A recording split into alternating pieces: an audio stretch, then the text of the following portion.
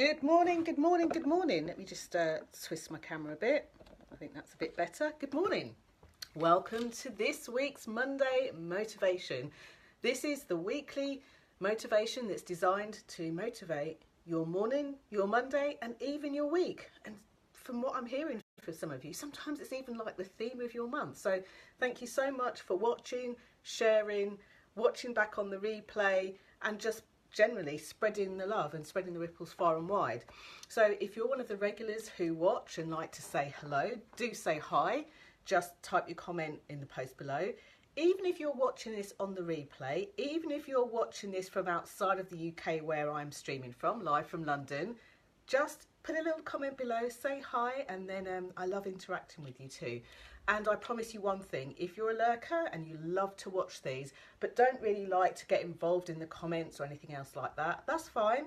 I won't call you out when if I see your name pop up on the screen, but I will only say hello when you post in the comments below.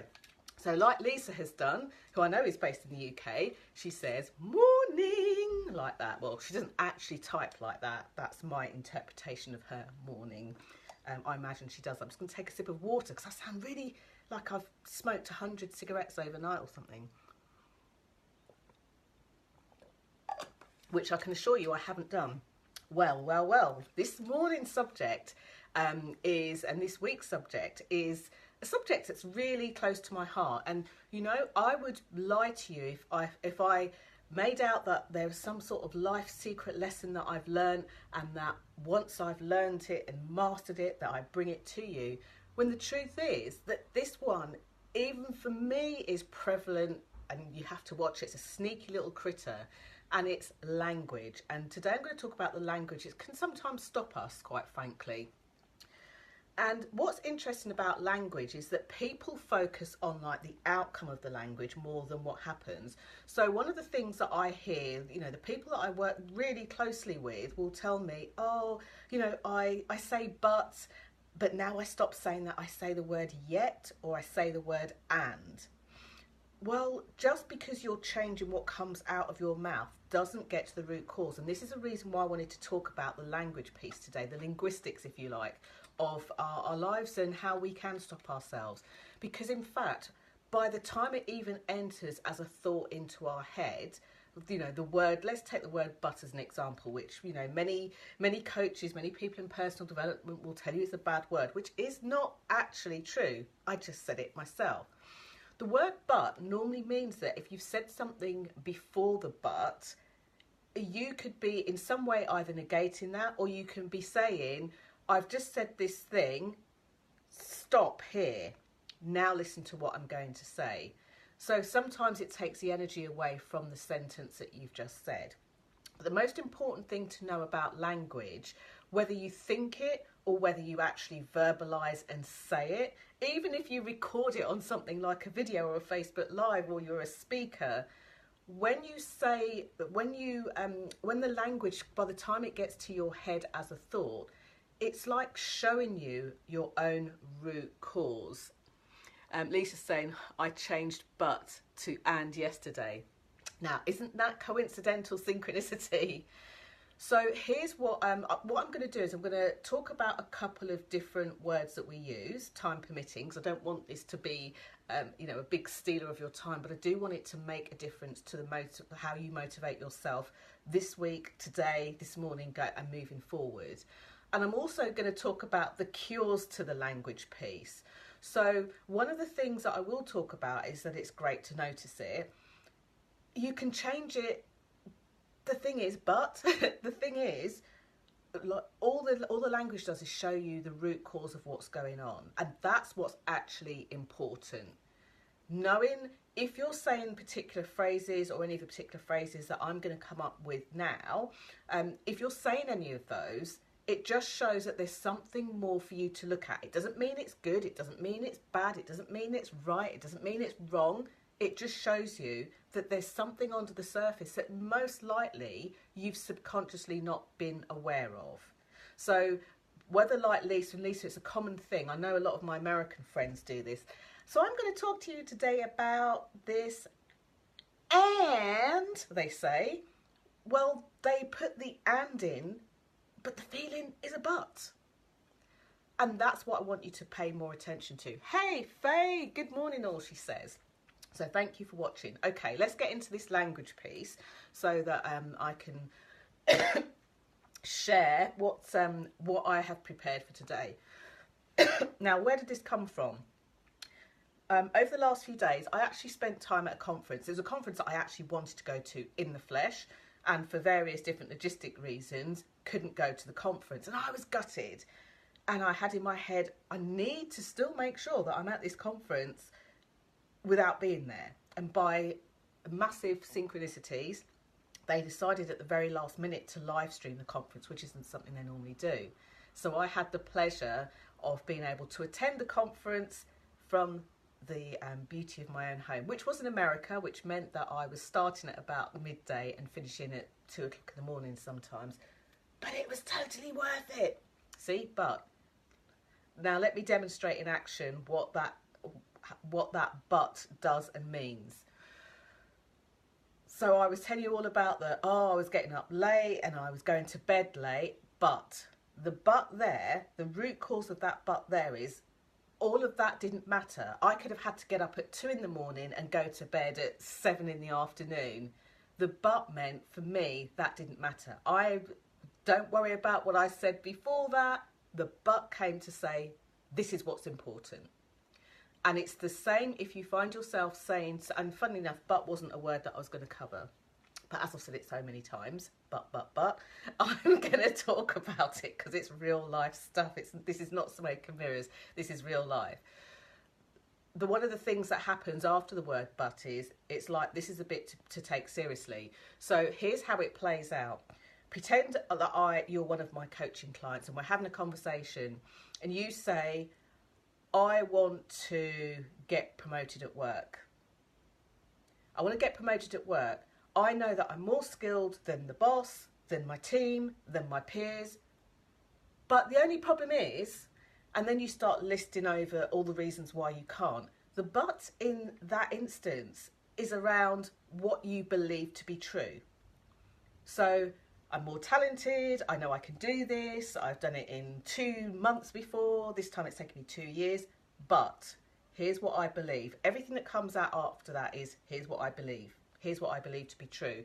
And likely the path that you'll go down. So if you replace the word but with yet, it doesn't change the root of where that comes from.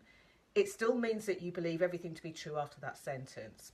If you change the word but to and, it still means the same thing. It's what you believe to be true after that sentence. So I'll tell you how you can play with these words that I'm about to give you in a second. Just know that you can change them. Lisa says, I 100% agree. Sometimes we need a but. And you know, here's one of the things I'm going to say, controversial or not. I'm trained in linguistics. I'm trained as a coach. I know what but means and I still use it. I still use it. I don't try and edit myself when I speak.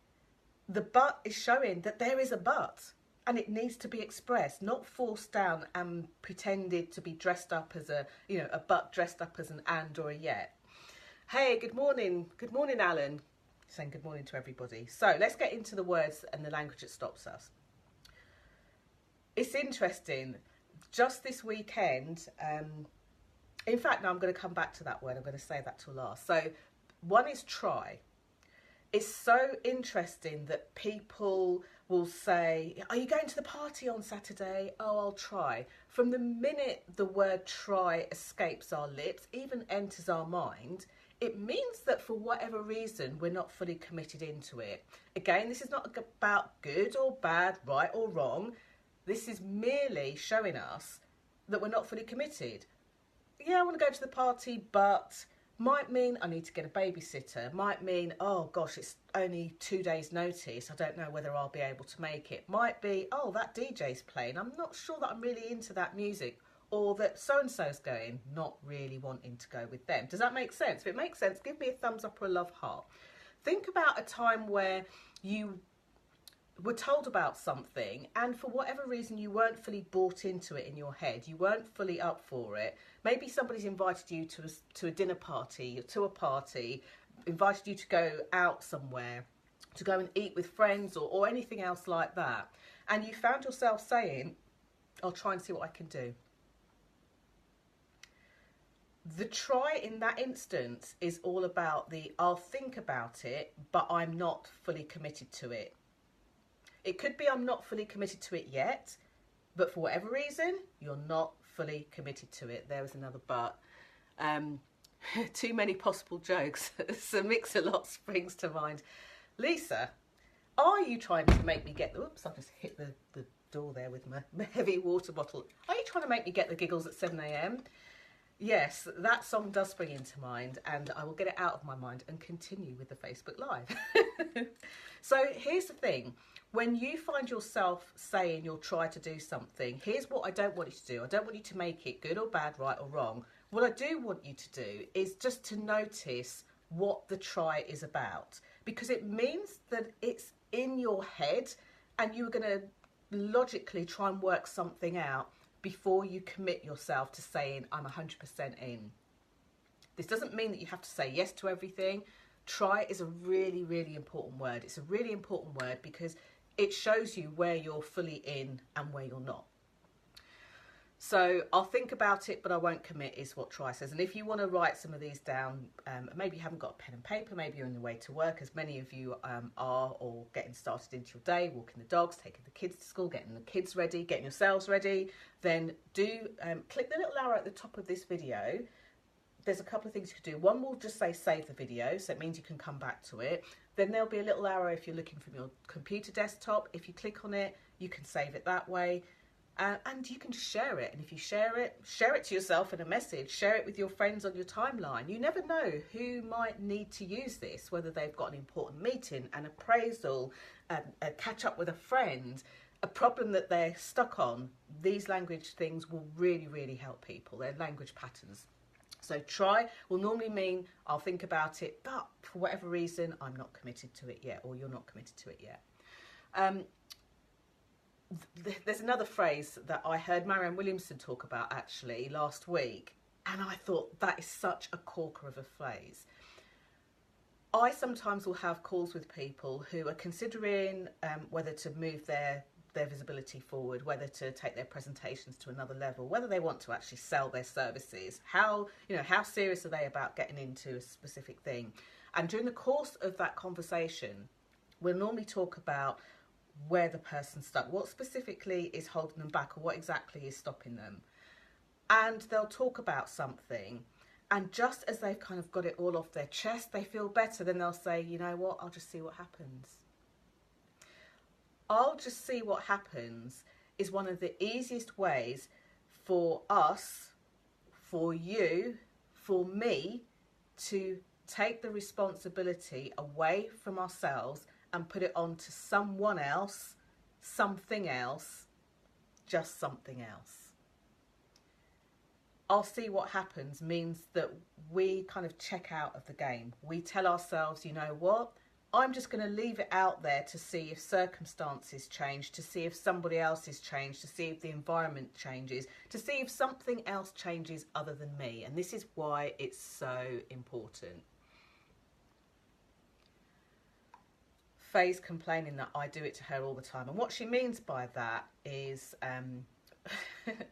like I am known for having the giggles, and it's an absolute wonder that in over thousands of Facebook Lives now and hundreds of videos that I haven't cracked up laughing to a point of like Philip Schofield and Holly Willoughby proportions, that I haven't had a giggling fit where I've just had to stop.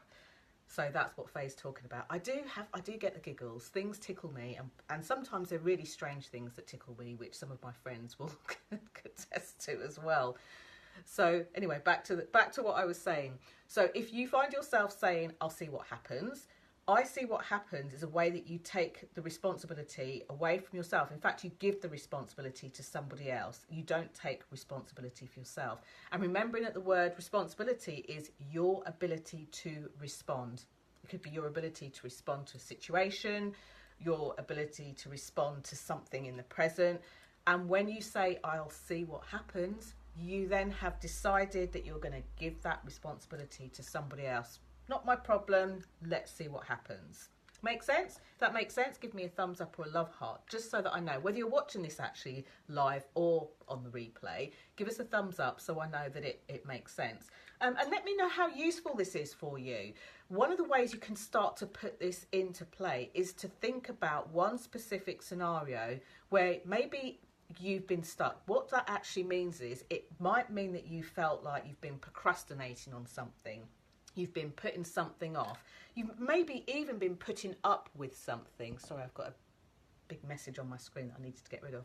You might have been putting up with something, tolerating something, but think of one specific thing. And if by me saying that it's made you think of 2 or 3 things, write them all down, pick one. My recommendation is to pick the one that if you could transform or change it would make the biggest difference to you, and run what I'm about to say through these. So the third word, which is going to seem like a strange word because I do talk about this a lot.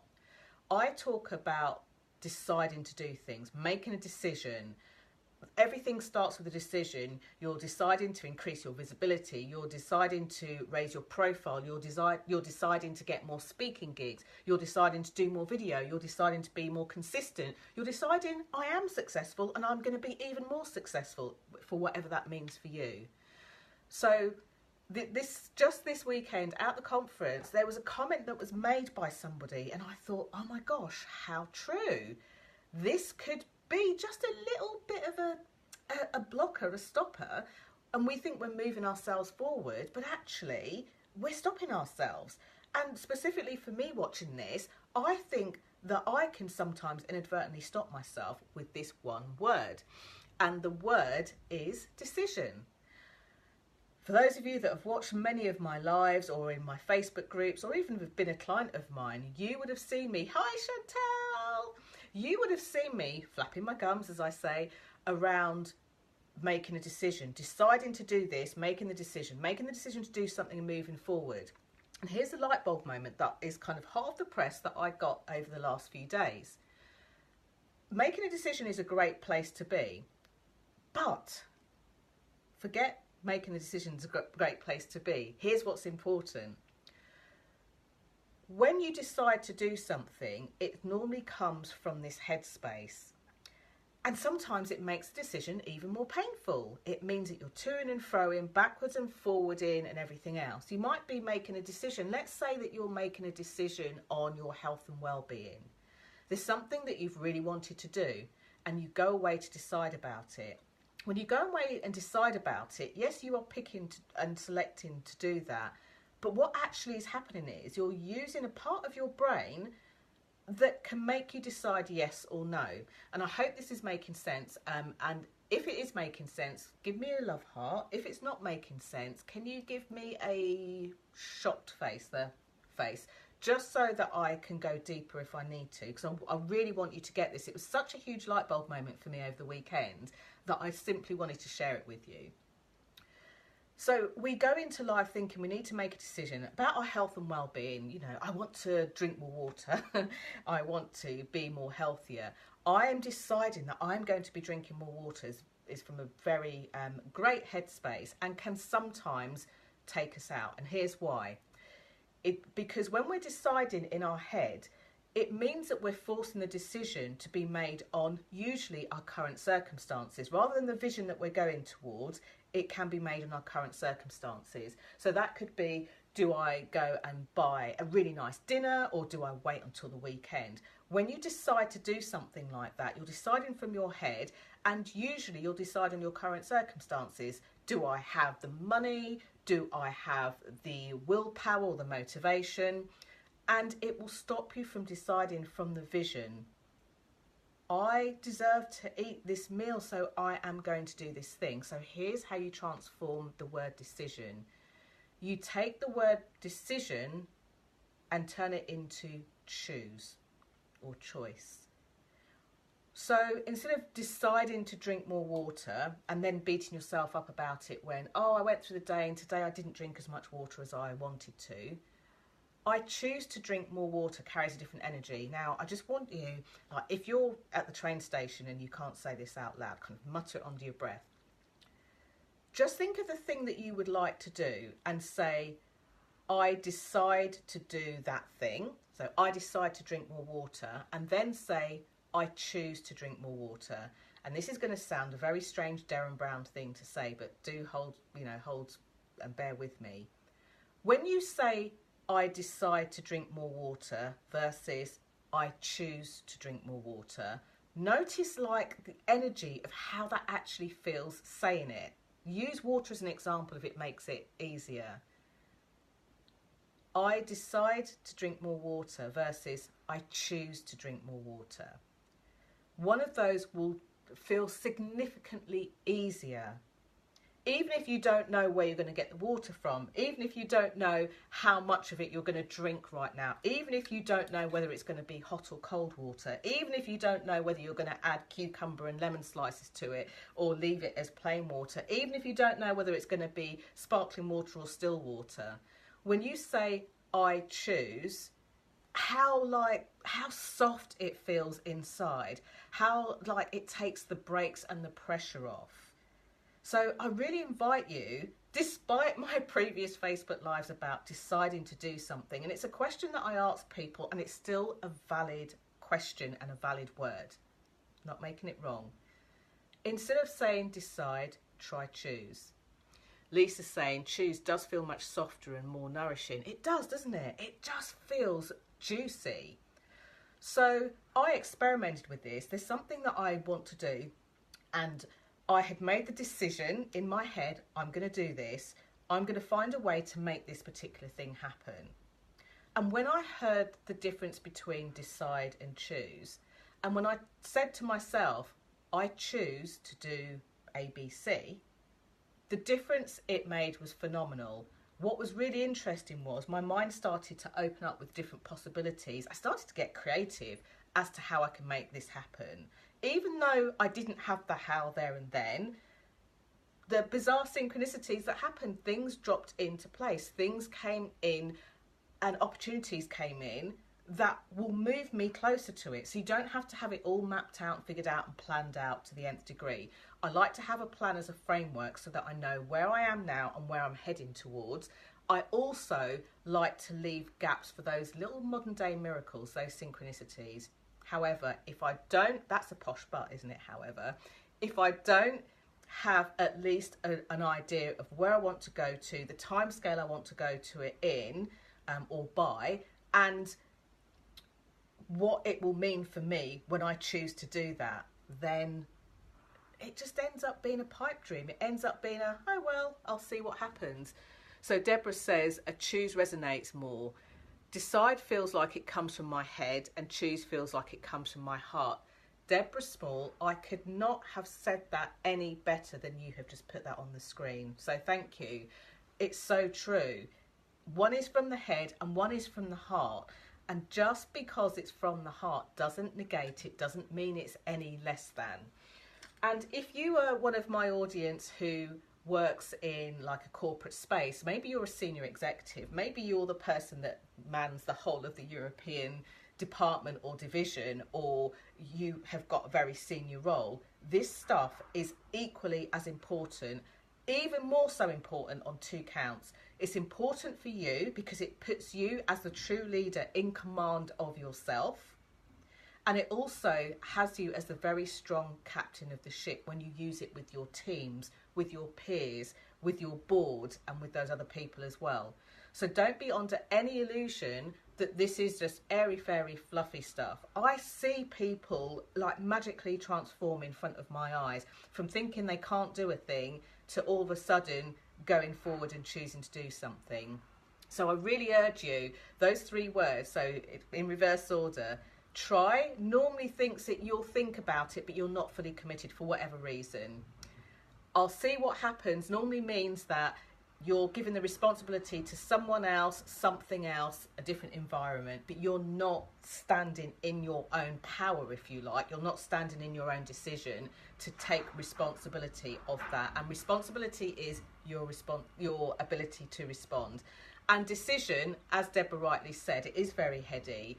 Decision is very heady and can sometimes make us procrastinate, put it off, try and rationalise. Whereas if you go from decision to choose or decide to choice, it's much softer, it's more heartfelt, and it just feels deliciously yummy and like this possibility. And for me, even over the last 48 hours, from changing it from a decision to I am choosing to do this, has meant possibilities have opened up, even from other people that they could not have even known about, as they're sending me an email, as they're sending me a message, as they're deciding, actually, yes, I'm going to jump in. Morning, Dale. So have a go with flipping these words. Now, here's the cures, if you like. There's 3 ways that you can take these words. You can stop it. How on earth do you stop it? Do you stop it by trying to change the word? Do you stop it by putting your hand over your mouth? Do you stop it by not speaking at all? No. When you stop it, it's already inside you. The moment it becomes a thought, it's already inside you. So even if you change the word but to yet or but to and, it's already inside you. So you could try to stop it, but it's not really going to work for you. You could notice it, and that's one of the best places to start. Just starting to notice the language that comes out, when it comes out, and the scenario. Why, when you're speaking to your children, it feels fine, but yet when you're speaking to an audience, it doesn't? Or why, when you're speaking to an audience, it feels fine, yet when you try to do a Facebook Live, it doesn't? Start to notice where and when it comes up. Don't do anything with it. Don't make yourself feel judged by yourself. That's the worst thing you can do. Just notice it. And if you want to, write it in a journal if you've got a journal. Make a note of it somewhere. Make a note on your phone. Just notice it. Don't beat yourself up about it. Just notice it. But here's the coolest concept and the coolest cure with this. Decide or choose to transform it. Choose to transform it. Because when you notice something, you really go deep. You go through like a quest within yourself. You go deep. You look at the root cause. You look at the what's, the why's, the how's. And when you transform it, it changes your life. It really changes your life. It changes your perspective. And once you've experienced that change, that transformation, there's no going back because you've now transformed something. So what in your life are you looking to transform, and how will you use this language? Now, if you don't want to post below because it's a public page and everyone might see, then I invite you just to go to the top of the page, click on join the group if you're not part of the Visibility Vibes tribe already. There's 3 very short questions in there. They'll take you less than 60 seconds. Go into the group and share in there. Don't keep it in your journal. Don't keep it behind your computer. Share it with a tribe of really juicy people who have got your best wishes at heart. There's over 700, nearly 750 people in there now. And these are people who will support, will rally, will add their comments and really lift you up. They won't try and coach you. They won't judge you. They'll merely support and say, you know, I see that. I have a similar problem.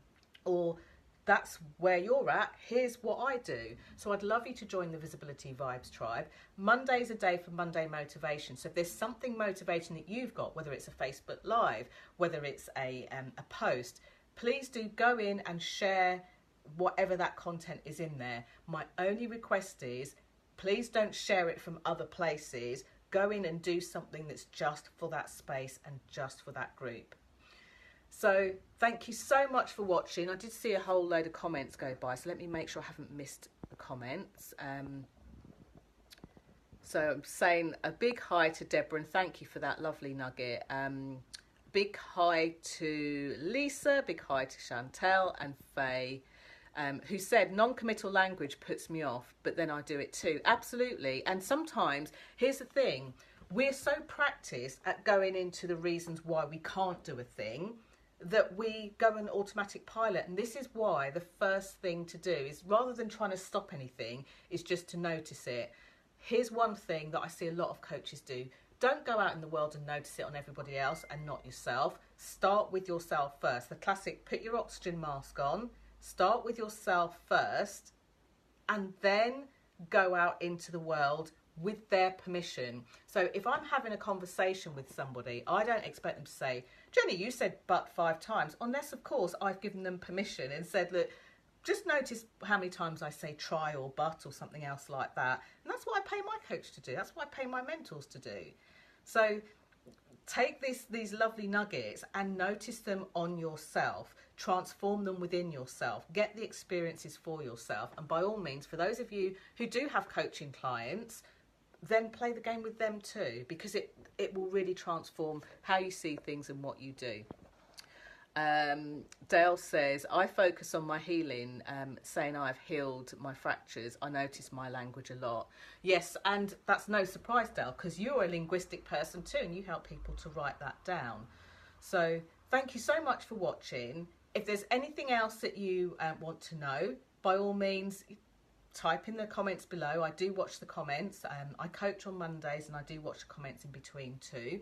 If you'd like to continue this conversation more deeply and further, then do go into the Visibility Vibes tribe. The only people that can see your comments are those others in the group. So it means that your grandma and your aunts and your best friends won't see it appear on your timeline.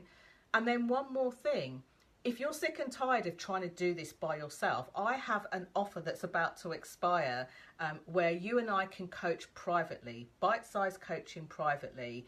I put out on Friday just to a few of the people on my email list and a few of you who are in specific groups, and places have already gone. So I can only do it for a handful of people because it's private one-to-one. So if you would like to know more about this special bite-size offer, and it is a genuine offer, then by all means, go to the message box at the top of the page. Just click the message box, type the word bite-size, and I will send you more details.